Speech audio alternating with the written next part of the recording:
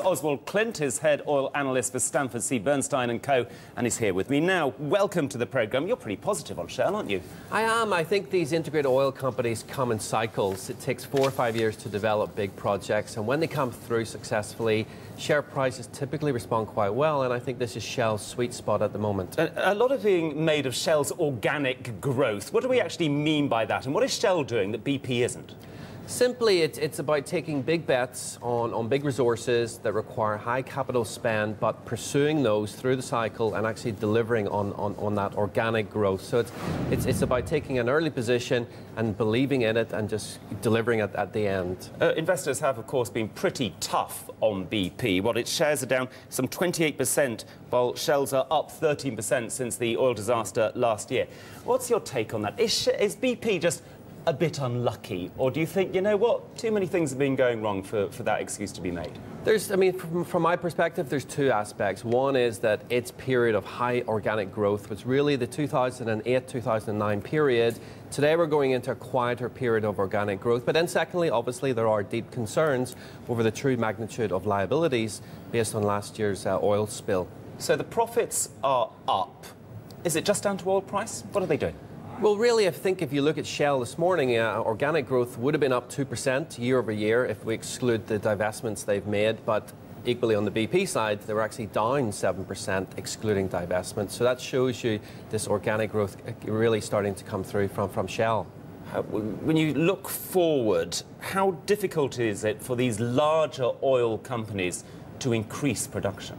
Very difficult, absolutely. I think the only way to do that these days is to go after what's called unconventional type assets. So things that are higher cost but don't have what's called decline rates. So they literally, more like mining assets, they typically stay very flat for 20, 30, 2 or 3 decades, like oil sands and unconventional gas and oil. And when you're looking for oil, it obviously helps if the oil price is particularly high, because then you get a better return. Now, with the oil price hovering around $100 a barrel, is that the sort of point that oil companies like Shell, like BP, are saying, you know what, it's worth making this investment, or would they rather much see it at 120 for that to be viable? No, I think they're very comfortable at 100. I think they'll continue to invest. They typically plan using prices around $70 per barrel. Remember, that's up quite markedly from the $20 per barrel planning prices only 6-7 years ago. But at these levels, they are very comfortable. Obviously, you don't want it to go too high, because then you start to impact demand, which is actually what we're seeing today. What's your forecast for production year on year? Are we actually looking ahead to a decline now?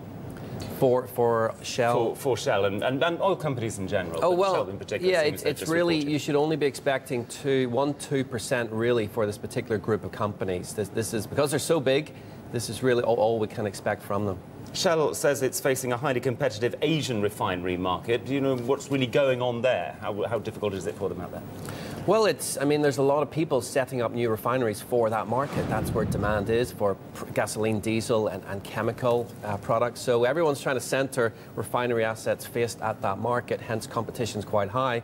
It is the right market to be focused on, but you have to be able to add something else. And finally, just going back to BP, there was a lot of talk about how much investors would get if the company were to actually break up. Do you think that's a viable proposition at the moment? I haven't really dwelled too much on that aspect. I think the integration business model works. I think it allows them greater access to the big resources in some of these countries that hold them.